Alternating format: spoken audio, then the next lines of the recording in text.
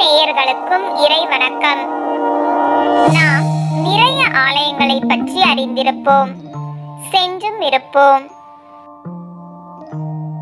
அதில் அற்புதம் பல நிறைந்த உவரி புனித அந்தோணியார் ஆலயத்தை பற்றி பலரும் அறிந்திராத பலவற்றை பற்றி தான் இந்த வீடியோவில் பார்க்க போகிறோம்.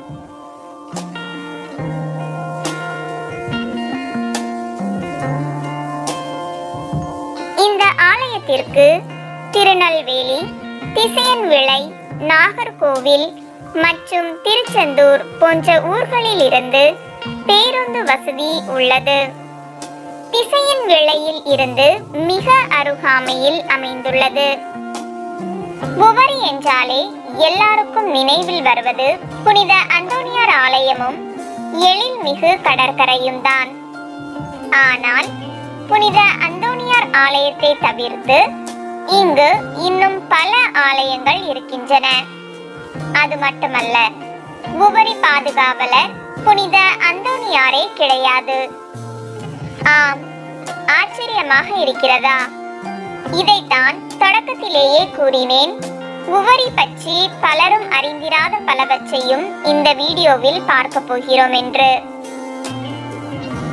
இயேசு கிறிஸ்துவின் அப்போஸ்தலரான புனித ராயப்பரின் சகோதரர் புனித பலவேந்திரர் தான் உவரியின் பாதுகாவலர். அவரின் ஆலயம்தான் உவரி தொடக்கத்தில் உள்ளது. இந்த ஆலயத்தில் தான் உவரி பங்கு தந்தைகள் இருப்பார்கள். இந்த ஆலயத்தின் தோற்றம் மிகவும் அழகாக இருக்கும். இந்த ஆலயத்தின் உட்பகுதியில் அமைந்துள்ள மாதா சுரூபங்கள் மிகவும் நேர்த்தியான முறையில் அமைந்திருக்கும். இந்த ஆலயத்தின் வெளிப்பகுதியில் ஒரு கெபி அமைந்திருக்கும். பார்ப்பதற்கு அவ்வளவு எழில்மிகு தோற்றம் தரும். இப்போது புனித அந்தோணியார் ஆலயம் பற்றி பார்க்கலாம். புனித அந்தோணியார் ஆலயம் என்றாலே பல அற்புதங்கள் தான் நம் நினைவுக்கு வரும்.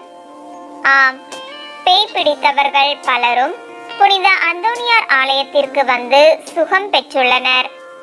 அதனால்தான் பேய்களை விரட்டும் புனித அந்தோணியார் என்று போற்றப்படுகிறார்.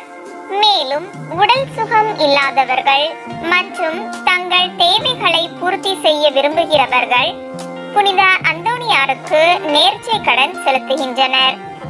அந்த நேர்ச்சையானது மொட்டை போடுவது, அசனம் கொடுப்பது போன்றதாகும். மொட்டை போடுவதற்கு, காது குத்துவதற்கு என்று தனித்தனி இடங்கள் உள்ளது. அதேபோல் அசனம் கொடுப்பதற்கு என்றும் பல அறைகள் உள்ளன. நீங்கள் அசனம் கொடுப்பதாக இருந்தால் வீட்டில் இருந்தே மிக்சி மற்றும் கேஸ் சிலிண்டர் கொண்டு வந்து விடுங்கள். ஏன் இப்படி சொல்கிறேன் என்று நினைக்கிறீர்களா? ஏனெனில் இங்கு மிக்சி மற்றும் கேஸ் சிலிண்டர் வாடகை மிகவும் அதிகம். பாத்திரங்கள், தண்ணீர் மற்றும் கேஸ் அடுப்பு போன்றவை ஆலய அலுவலகத்தில் குறைந்த விலையில் கிடைக்கும். மிக்சி மற்றும் கேஸ் சிலிண்டர் நீங்கள் வெளியேதான் வாடகைக்கு எடுக்க வேண்டும். அதுபோல் ஆடு வெட்டுவதாக இருந்தால் இங்கு ஆட்கள் இருக்கிறார்கள். அதுபோல் இங்குள்ள மக்களின் பெரும்பாலானோர் மீன்பிடி தொழிலும் கப்பலில் வேலையும் செய்கின்றனர். அதாவது கடல் சார்ந்த தொழிலாகவே இருக்கின்றது. நாம் தொடக்கத்தில் கூறியது போல இங்கு நிறைய ஆலயங்கள் உள்ளன. அதில் ஏற்கனவே புனித பலவேந்திரர் ஆலயம் மற்றும் புனித அந்தோணியார் ஆலயத்தை பற்றி பார்த்தோம். இப்பொழுது புனித செல்வமாதா ஆலயம் பற்றி பார்ப்போம். இந்த ஆலயமானது கடலின் மிக அருகாமையில் அமைந்துள்ளது. இந்த ஆலயத்திற்கு இன்னொரு பெயரும் உண்டு. அதுதான் கப்பல் மாதா ஆலயம். இந்த ஆலயம் திருத்தலமாக மட்டும் அல்லாமல் தமிழ்நாடு அரசால் சுற்றுலா தலமாகவும் அங்கீகரிக்கப்பட்டுள்ளது. இந்த ஆலயமானது கீழ்ப்பகுதி கப்பல் வடிவிலும் மேல் பகுதி வானூர்தி வடிவிலும் அமைக்கப்பட்டிருப்பது கூடுதல் சிறப்பாகும். இந்த ஆலயத்தின் வரலாறு 1904ஆம் ஆண்டில் ஒரு மாதா சுரூபம் ரோம் நகரிலிருந்து கடலில் மிதந்து வந்ததாகவும் அந்த சுரூபத்திற்காக ஒரு ஆலயம் கட்டி எழுப்பப்பட்டதாகவும் முன்னோர்கள் கூறுகின்றனர்.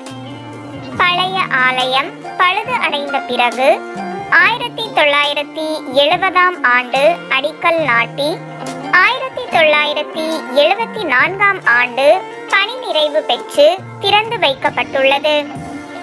இந்த புது ஆலயமும் 25 ஆண்டுகளுக்குள் கடல் அரிப்பினால் பழுதடைந்துள்ளது. 2000 ஆண்டு வாக்கில் அங்கிருந்த பங்கு தந்தை இருதயராஜ் அடிகளார் அவர்களால் மீண்டும் புது பொலிவுடன் புதுப்பிக்கப்பட்டது. இந்த ஆலயத்தின் உட்புறம் பல நாட்டு தேசிய கொடிகள் வரையப்பட்டிருக்கும். உள்பக்க பீடத்தில் செல்வ மாதா சுரூபம் இடம்பெற்றிருக்கும்.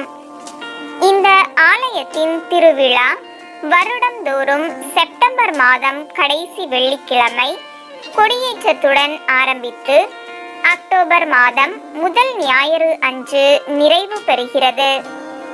இந்த ஆலயத்தில் அமைதியாக ஜெபிக்க இந்த ஆலயத்தின் பின்பக்கம் ஒரு நற்கருணை சிற்றாலயம் அமைக்கப்பட்டுள்ளது. அங்கு சென்று நீங்கள் அமைதியாக ஜெபிக்கலாம்.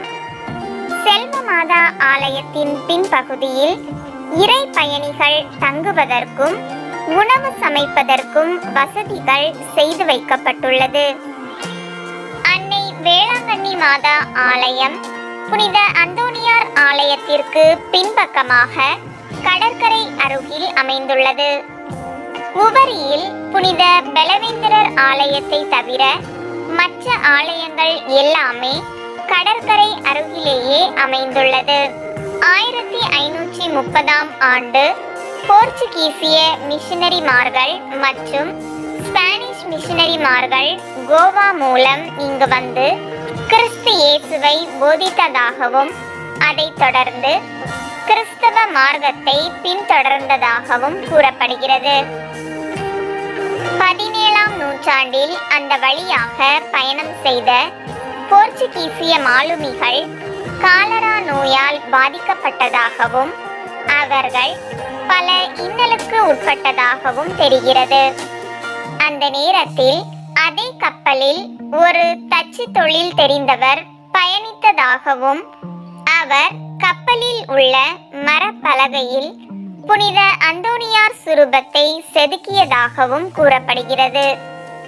பின்னர் புனித அந்தோணியார் சுரூபத்தை அனைவரும் வழிபட்டு காலராவில் இருந்து விடுபட்டதாகவும் தெரிகிறது. அப்போது கரை ஒதுங்கிய கப்பலில் இருந்த புனித அந்தோணியார் சுரூபத்தை பக்கத்தில் இருந்த ஒரு குடிசையில் வைத்து ஜெபம் செய்கின்றனர்.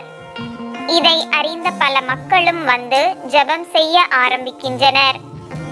1940ஆம் ஆண்டு மக்கள் எல்லாரும் ஒன்று கூடி புனித அந்தோணியாருக்காக ஒரு ஆலயத்தை கட்டி எழுப்புகின்றனர்.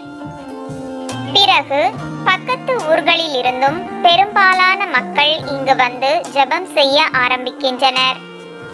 புனித அந்தோணியாரின் ஆசீரால் பலரும் பேய்பிடி, பில்லி சூனியம், மனநோய் போன்றவற்றில் இருந்து விடுபடுகின்றனர். புனித அந்தோணியாரின் மீது நம்பிக்கை நாளுக்கு நாள் மக்களிடையே அதிகரித்து கொண்டே சென்றது. இப்போதும் மதங்களை கடந்து இந்த ஆலயத்திற்கு மக்கள் கூட்டம் கூட்டமாக வந்து கொண்டுதான் இருக்கிறார்கள். புனித அந்தோணியாரின் ஆடையில் இருந்து ஒரு பகுதி இந்த ஆலயத்தில் இருப்பதாக கூறப்படுகிறது. புனித அந்தோணியாரின் திருவிழா வருடந்தோறும் ஜனவரி மாதம் கொண்டாடப்படுகிறது.